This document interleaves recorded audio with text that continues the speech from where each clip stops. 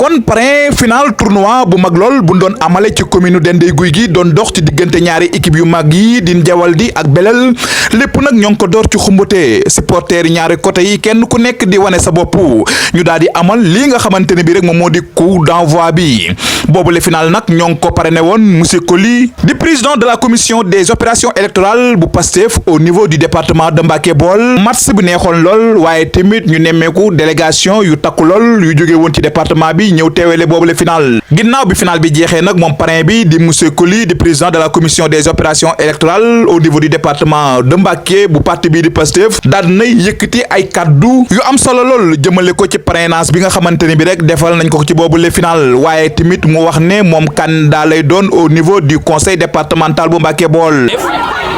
Coordinateur du mouvement des enseignants patriotes département Mbacké, coordinateur adjoint mag Pastef, ma bokk aussi les 3 pionniers du Pastef département Mbacké. Département Mbacké bi nga xam ne kenn ku nekk xam na ko 16 communes la am commune Dendey tey benn tournoi amical de football lañ ma parrainé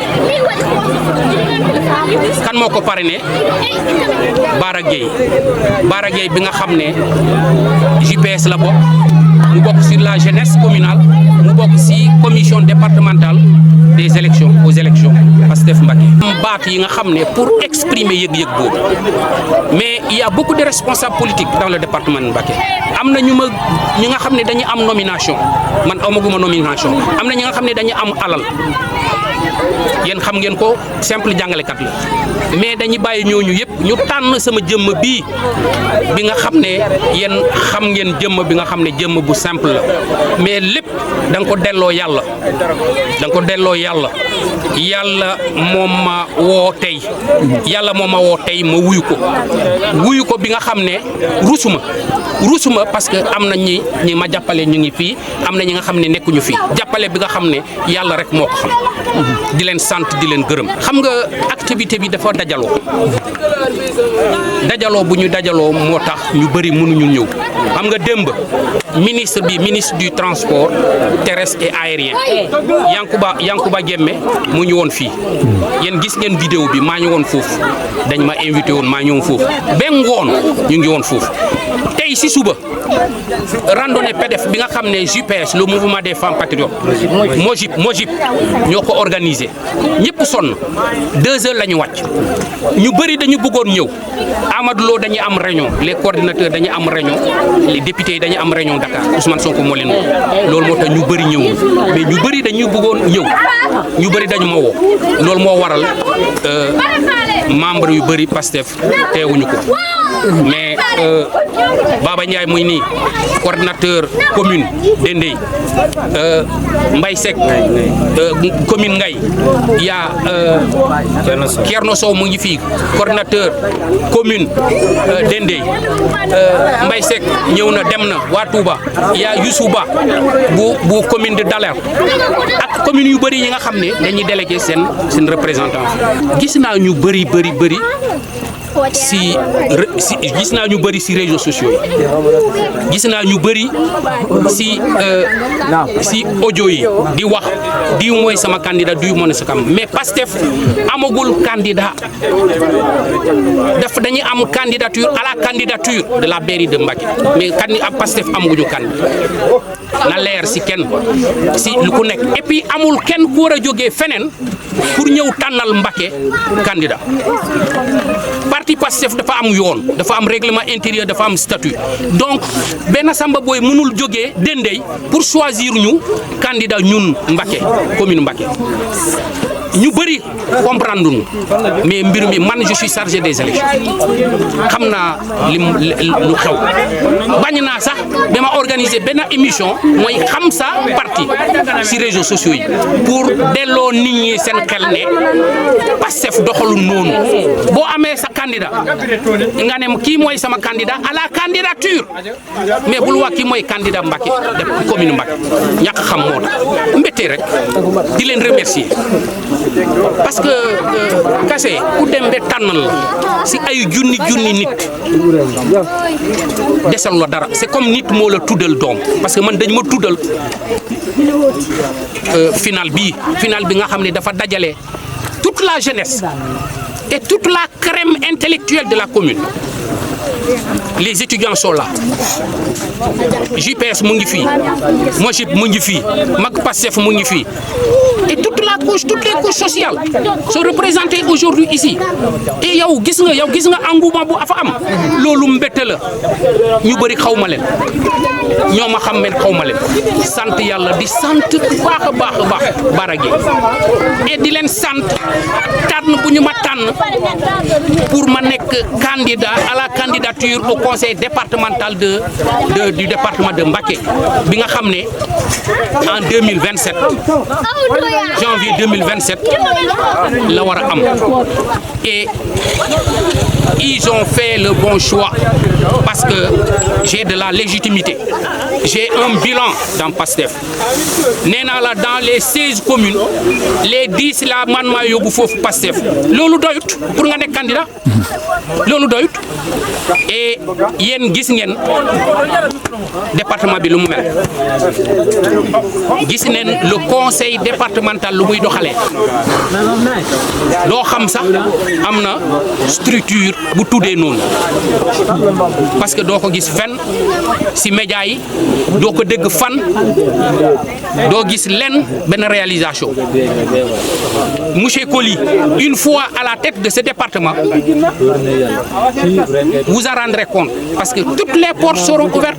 Je vais organiser toutes les réunions, je vais respecter le règlement intérieur du conseil, organiser des réunions, organiser des séances, faire des portes ouvertes à l'intention de la population ñi nga xam ne dañu bëgg a xam lan mooy conseil départemental. Yow Kassé est-ce que xam nga conseil départemental mus nga dégg fenn conseil départemental mus nga gis réalisation conseil départemental. Je vais jouer la transparence et la vérité dans la gestion des fonds qui me seront loués.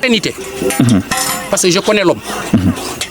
Comme li ma leen waxoon Ousmane Sonko moo ma yónni yoon 200 000 première permanence du département de Mbacké maa ko jëkk a ubbi moo ma yónni 200 000 mu ne monsieur Coly noo tuddati ma ne ko Landing Coly mu ne demal si kii Wari nga retirer 200 000 francs nga louer permanence bi pour ñaari weer. Puis Youssouf man lépp li may wax ci Pastef l'historique de Pastef kenn du taxaw mu weddi ma ko parce que moi j'ai des archives yàlla def Pastef bu mu ñëwee ci groupe boobu j'étais le seul instruit qui savait lire et écrire loolu moo tax ma gàddu lépp élection bu mu jegee Guy Marius Sagna mu woo ma mu ne ma yow yaay monsieur Coly mu ne waaw demal ci sa boîte email il y a des documents qui sont là-bas. bu ma demee ubbi sama boîte email j'ai trouvé 5 documents bi nga xam ne qui portent mon nom. Monsieur Landing Coly chargé des élections monsieur Landing Coly ceci et cela ma woo Guy Marius Sagna bi nga xam ne ba léegi gisuma ko teguma ko bët. D'accord. mu ne ma ne ko mais lii nag mu ne yëpp yow la ma ne ko lu mu demee noonu mu ne yow rek yaa fa nekk yow lekk laa fa nekk tey laa gën a wéet ma lancé un appel à Guy Marius Sagna et à tous ces responsables politiques du PASTEF au niveau national au plus haut niveau que il faut ñu dellu seen xel ci ginnaaw que le PASTEF fu mu toll am nañu ko liggéey dans l'ombre. Et je demande à toute la population sénégalaise et internationale de me suivre dans ma page Facebook et dans ma page TikTok. Je ne veux pas dire de Pastef authentique. Mais yow dafa mel ni tool bi nga xam ne maa ko miire maa jiwu garab yooyu maa arrosé garab yooyu. Aujourd'hui on m'interdit de manger ces mangues-là, ces oranges-là. On m'interdit de manger ces oranges-là. Far ils veulent me faire quitter de ce jardin-là. Bi nga xam ne maa ko tabax maa samp jardin bi man maa arrosé ba mu toll tey au moment de manger ces oranges-là ces fruits-là on m'ignore. Problème bi foofu la ngeen xam ko. D'accord. Oui. D'accord.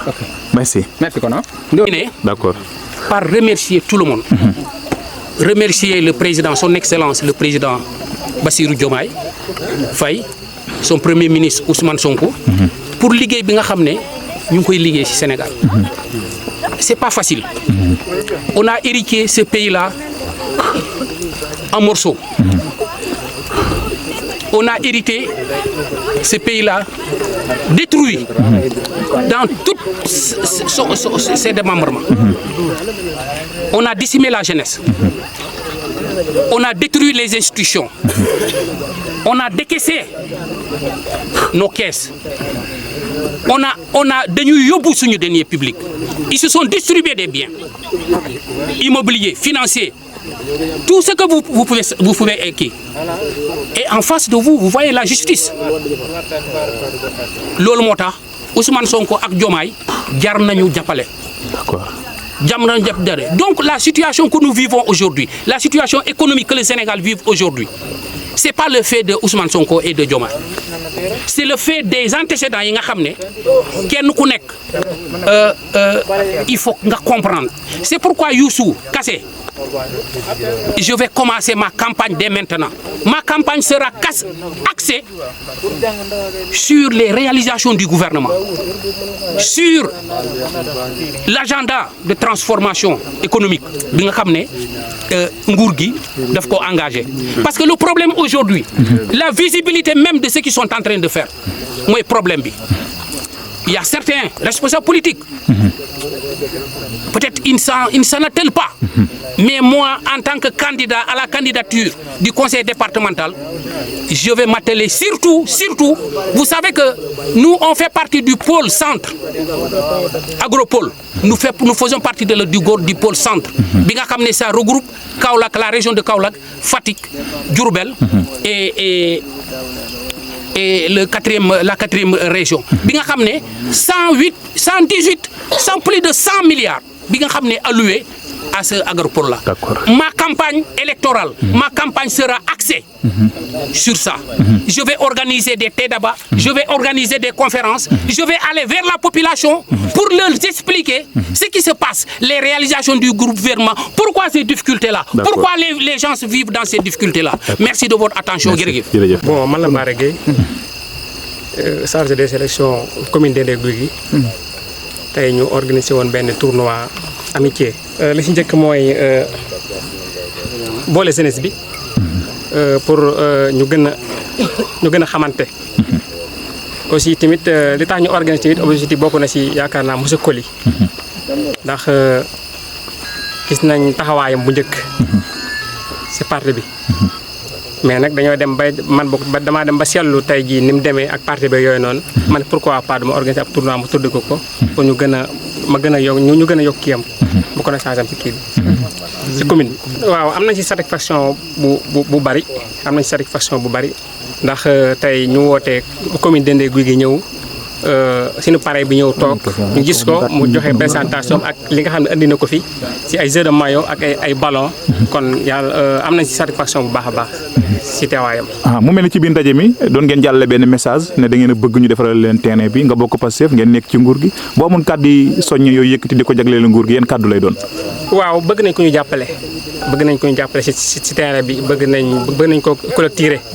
waaye tamit du ma yem ci terrain bi dong. ndax yaakaar naa am na manquement yi bari na. yàgg nañoo joxe si cahier de doléance. mais booba léegi gisuñu ci dara. yaakaar naa booba léegi ñu ngi demandé une route. booba léegi gisuñu bëgg nañ tamit ay maanaam l'emploi des jeunes laa ko war a waxee bëgg nañ tamit jeunes yi nga xam ne ñoo ne si commune bi liggéey.